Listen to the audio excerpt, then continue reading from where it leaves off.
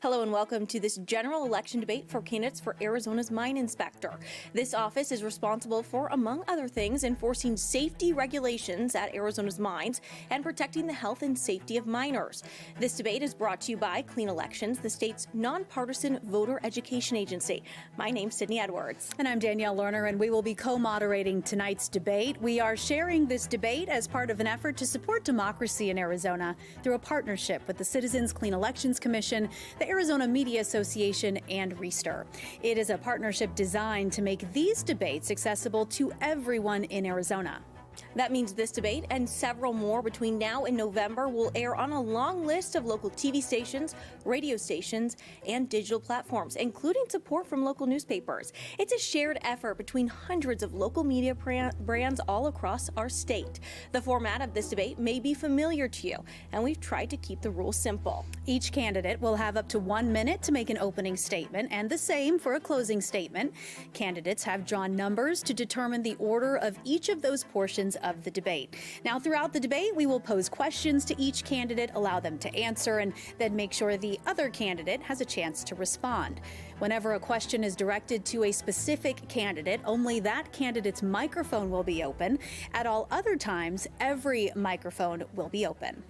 We do want to thank voters across Arizona who have submitted questions for this debate. We've reviewed all of them to make sure every voice is heard. However, no candidates have been given advanced access to any of those questions. All right, with that, let's introduce the candidates for this debate. We have Brian Matlock and Les Presmyk. Good afternoon. Mr. Presmyk, you have the first opening statement. You have 1 minute. My name is Les Presmyk. I am the Arizona State Mine Inspector. I was appointed by Governor Hobbs last September to take the vacant position. I was one of 7 Republican applicants for the job, and she chose me as the most qualified. I'm a lifelong Arizonan. I spent 44 years as a mining engineer in Arizona mines, as well as the coal mines in New Mexico and Colorado. Spent 11 years in underground copper mining, 30 years with Salt River Project, dealing with all things related to fueling all of our generating stations in, again, Arizona, New Mexico, and Colorado.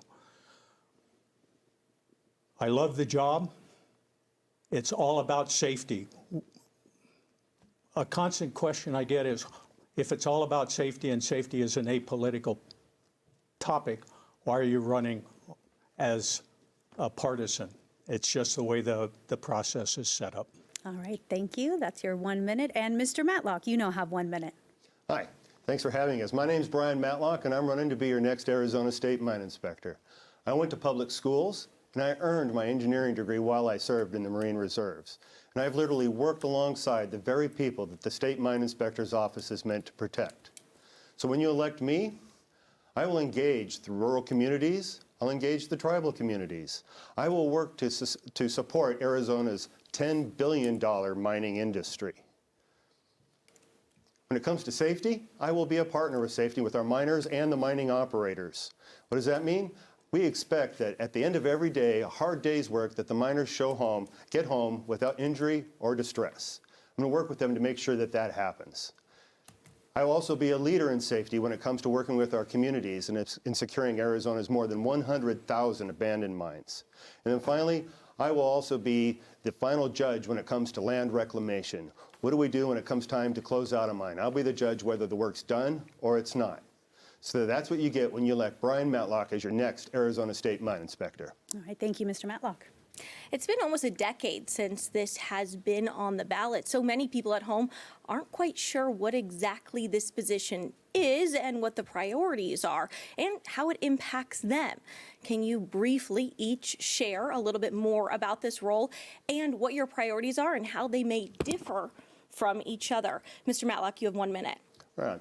Yeah, so there's basically, you have the state legislature that set out a bunch of regulations that were there to enforce. And you can simply break them down into like 3 categories. So let's start with safety. So safety basically means taking care of the miners and making sure that what they do is done safely. That's anywhere from wearing gloves when you're doing certain tasks to wearing respirators and so on. But it also gets down to how you deal with cyanide and explosives and other aspects of working at the mine.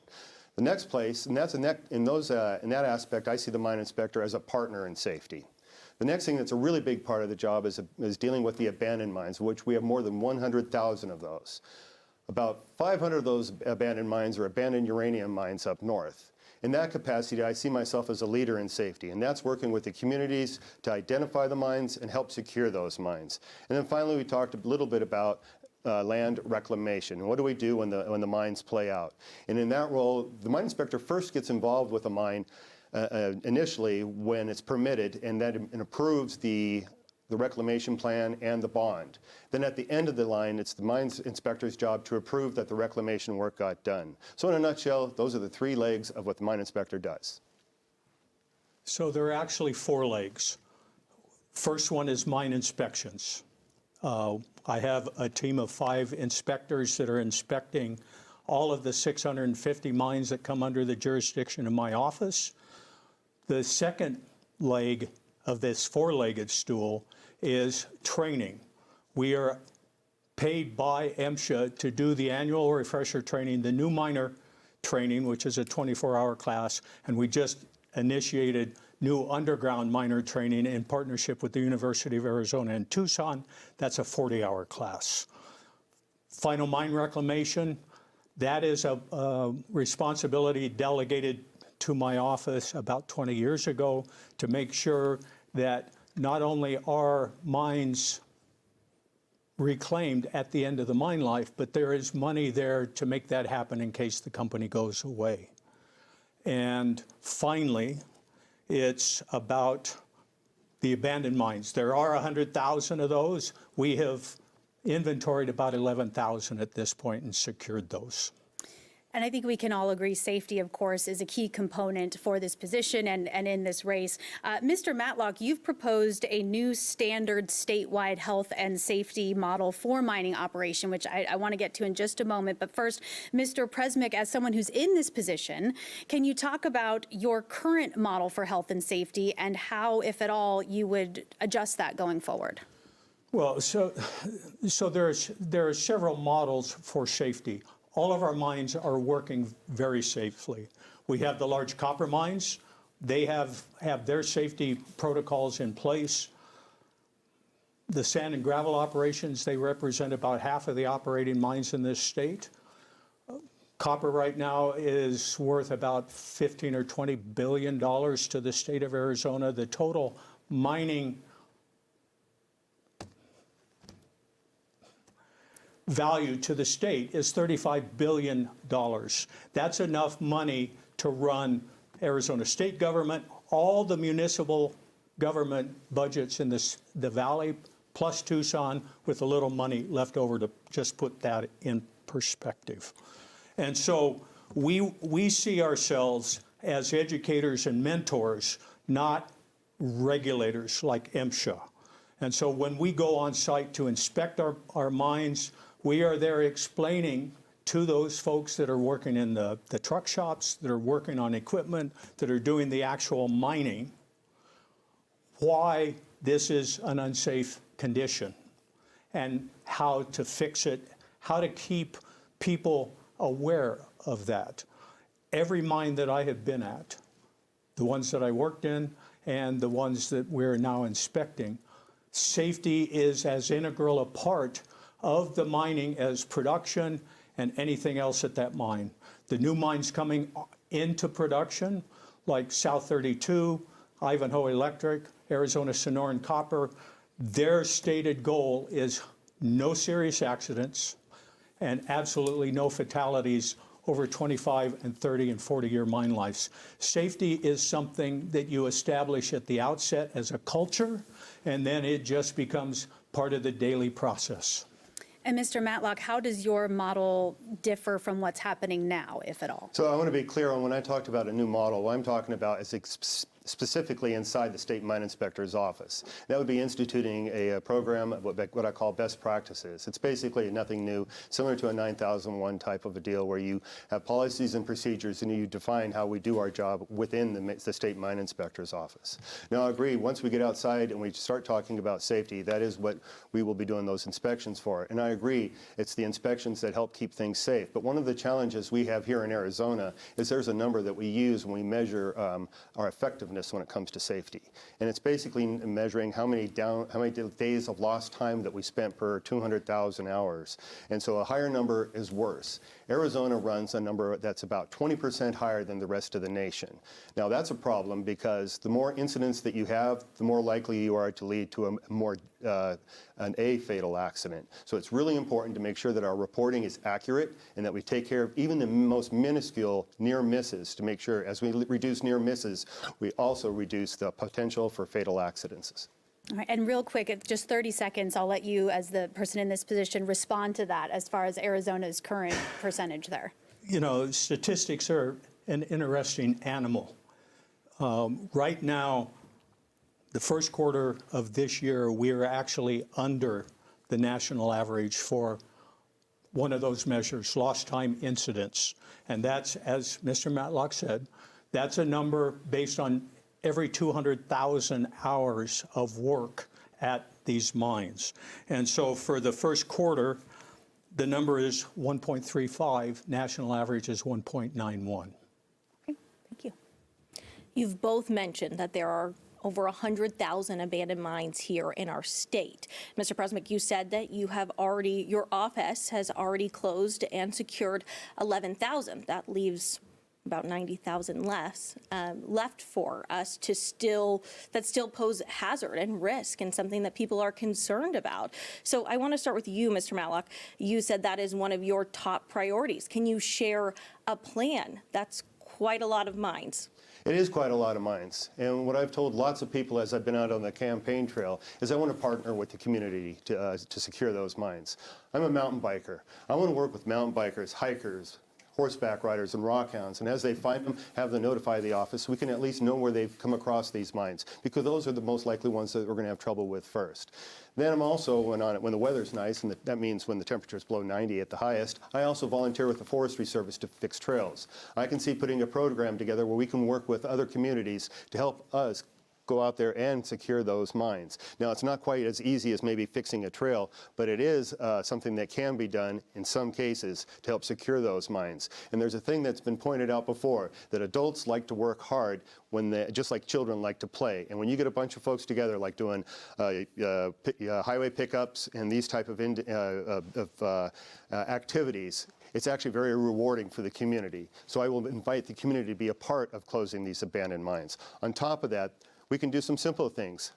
We can do some social media sleuthing. There's all kinds of people out there that are constantly posting, hey, look, I've been in this mine. In fact, I watched a fellow on Facebook or on YouTube just the other day going into an abandoned asbestos mine. He crawled through the rocks and was in there saying, oh, this is kind of dumb. My agreement with him was 100%. Mr. Presmyk, what are you doing right now? What is your plan? And what do you think about Mr. Matlock's plan? Some of the things that Mr. Matlock has stated, I certainly approve of. But right now, we have 5 abandoned mine lands folks that are out looking for these mines. 3 of them are stationed in and around Tucson. The other 2 are up here so that they kind of split the responsibilities. Everywhere I have been, one of the challenges that I present to every group that I have spoken to is when you're out hiking, when you're out ATVing, when you're out four-wheeling, and you come upon one of these abandoned mines, pin the coordinates, take a picture or 2, and my suggestion to them is I don't need a picture of the hole. We have lots of pictures of the actual hole. What I need are pictures of, you know, from 50 or 100 feet back of the saguaro cactus, a rock formation, so that as my teams come up and approach that area, they can see that they're getting close. The coordinates are fine, but we like to know when we're getting close. The first step in securing one of these sites is to fence it. That's not going to prevent people from entering those mines, but it's going to prevent the casual hiker or four-wheel driver from stumbling into that. So that's the first line of defense. If it's dangerous enough and close enough to civilization or a road, we will put a metal grate or meshing. We'll pin those and seal the opening. But before we do that, we consult with the Fish and Game Department to make sure that we're not closing that mine off to hibernating bats, to migrating bats, to any of the other four-legged animals that are using that as habitat. Once we know who and what is in there, then that's how we determine that we close the mine. Yeah, certainly a lot goes into this process. So I appreciate that you're explaining that as we go, because I think a lot of people don't realize that. But mine reclamation kind of goes along with the issue of abandoned mines. I know that for modern mining operations, of course, Arizona does require financial assurances from owners and operators to cover the cost, essentially what happens if a mine closes. However, a lot of these abandoned mines predate that. And so when it comes to, taxpayer dollars potentially having to address some of these hazards, is there enough funding there? And how do you prevent future mining operators who come in from leaving taxpayers with a bill? Mr. Presmyk, we'll start with you. So part of the legislation, part of the authority, and part of the responsibility of this office is to approve those final mine reclamation plans. And as part of that, require the operator to put in place the financial security, the bonds or bank accounts or whatever, that will do that final mine reclamation in the event that the company goes bankrupt or they just walk away from the property. And so those plans, that cost is updated every 5 years. So it's not like if the mine started 20 years ago, we're expecting to close that mine based on those dollars. We upgrade and update those numbers every 5 years. And so the authority and responsibility is on private lands. So any mine that is going to disturb 5 acres or more on private land has to file that final mine plan, final reclamation plan. All right, most mines, that's an easy hurdle to get over, or virtually all mines need at least 5 acres. All right, and so we are constantly updating those. We get any number of those final mine reclamation plans in. We have consultants that are doing the technical side of it because we don't have the budget nor the ability to hire the people that are experienced enough. We do that with several consultants that do so on behalf of the state and the state mine inspector's office. Mr. Matlock, your thoughts on the current process, and would you do anything differently? No, I think Mr. Presmyk pointed out very well what's going on currently. And when you actually read through the statutes, it's very not time consuming, but time sensitive. So a lot of the activities that need to take place have to take place within a reasonable amount of time, or that frees up the mine operator to go forward without having that information. When it comes to actually doing the work of making sure that the bond is correct, that's another big task, and I'm sure that's a challenge even for the current office, because what you are talking about is making estimates, and it requires a third-party estimate to make sure that the numbers that you're given are actually valid. So that's also a challenge. What I would look to is as you read through the statutes and the code, you'll see that they seem to have evolved over time. I believe there's a way that we can start consolidating and bringing those together to where you still give the flexibility that needs to be there. For example, when it comes time to remove topsoil, sometimes you have to stockpile it over here so you can use it another time. Other times you don't have to because it's really not going to do you any benefit. So those are case-specific issues. What we can do is we can just consolidate these down and make it into a more streamlined, less complicated and straightforward process. Mr. Presmyk, you did mention earlier that mining is a billion-dollar industry here in Arizona. Do you believe that Arizona can expand domestic mining while maintaining or improving safety standards? And if so, how would you do that? So this isn't the first time I've had a question like that where it implies that somehow safety is an impediment to mining production. Nothing could be further from the truth. Over the next 20 years, over the next 30 years, it is anticipated that we have to produce as much copper as has been produced historically from the dawn of time to today. That's 400 billion pounds of copper, 500 billion pounds of copper, but the market looks like we need a similar amount over the next 30 years. Arizona is very well positioned to meet a large portion of that demand.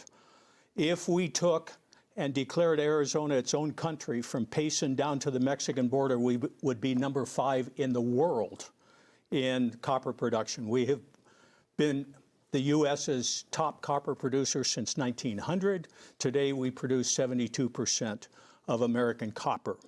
We have Resolution at Oak Flats. We have Ivanhoe Electric and Arizona Sonora north of Casa Grande, and several other projects that are coming online. Resolution alone will add 25% to America's copper production, and these other producers will do the same. Florence Copper is expected to produce about 85 million pounds a year once they get into full production, and they should be there by this time next year.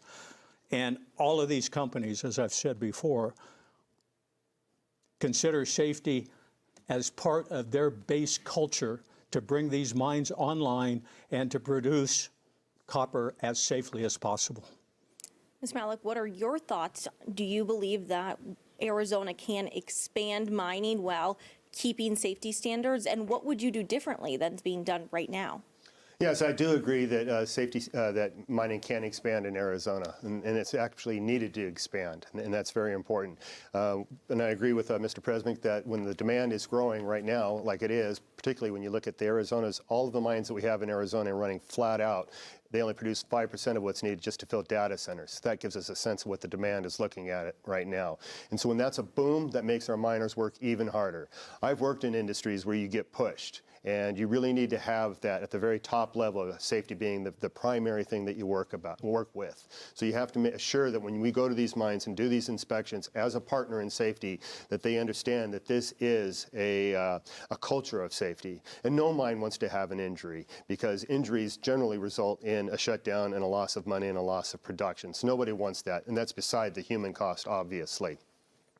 So yes, we can do it, but I think it means a broader safety culture, which means more intense training and reducing that lost time number well below 1. All right, and quickly, we can't have this conversation without addressing water. You know, of course, our state in a water crisis currently, an uncertain future regarding our water supply. And so I know you're not water regulators in this position, but what role, if any, should the mine inspector's office play in ensuring that mining operations don't jeopardize water supplies for nearby communities? You have about 1 minute each for this one. Mr. Matlock, we'll start with you. Yeah, fair enough. Yeah, you know, the thing is, the state has done a really good job of making sure that everybody pulls in the same direction but stays in their lane.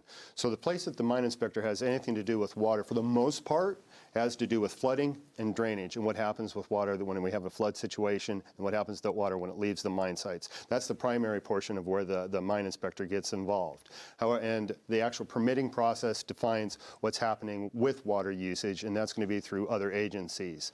So what I see, though, as we're going to these mine sites and we're doing those inspections, we should be aware with what those requirements are at the mine. And if we do see something that does not seem right, I see it's our obligation to work with those agencies and say, are you sure this is what's supposed to be happening over there? Because they're the ones that it's in their jurisdiction. So, you know, it's a crossover. We'll be responsible for making sure that when it rains, that you keep all the nasty stuff where it's supposed to be and it doesn't go away.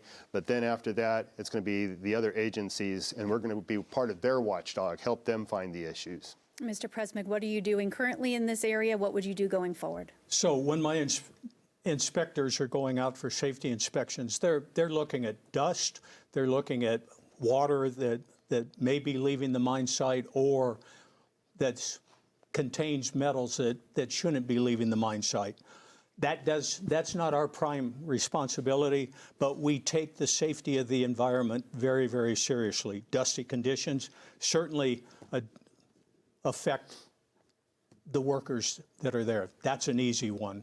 And I have already started developing the relationships with ADEQ, ADWR to do exactly that. That if we see something, the first phone call that any of my inspectors will make will be either to me or ADEQ to say, hey, there's contaminated water. You need to get up here, because they are responsible for that permitting. So we're already doing a lot of that. All right, well, we want to thank both of you. Now it's time for closing statements. Each of you will have 1 minute, and to keep us on time, we will politely cut you off if you run over. Mr. Matlock, you have the first closing statement. 1 minute. Great. I want to first thank you guys for running this very important event, because it preserves our First Amendment free speech, and it also educates our voters. My engineering education, my broad experience, and my practical knowledge make me the preferred candidate. I chose to run for this office so I can make a difference. Unlike Mr. Presmyk here, who is the incumbent who is trying to hold on to his position after it was given to him when the previous occupant, Paul Marsh, quit his term. I've built my career solving problems in some of the harshest environments in the world. I've seen what works and what fails when it comes to industrial safety. I am offering Arizona voters my professional expertise to help support Arizona's legislative expectations, to keep Arizona's mines safe for generations to come, and to help preserve and grow Arizona's $10 billion mining industry. All right, thank you. Les Presmyk, you have 1 minute for your closing statement. Thank you. And I also want to thank you for putting this on, because it's a tremendous opportunity for the two of us to educate with your questions the general population, because 99+% of the voters out there have no clue what we do. So I bring the experience, 44 years as a mining engineer, 45+ years in Arizona mining. And this is one of two offices that have job qualifications, meaning that the state mine inspector, to run for this job, has to have at least 8 years of mining experience, operational or management experience in mines, at least 4 years of which are in Arizona. I bring that. I am the state mine inspector. I am doing the job, and I'm doing the job very well at this point. I'm asking the voters for another 4 years to complete a lot of the things that we've already started. That's all the time we have for this general election debate for candidates for the mine inspector. On behalf of our partners at Clean Elections, the Arizona Media Association, Reister, and Sneaky Big Studios, we'd like to thank you for joining us.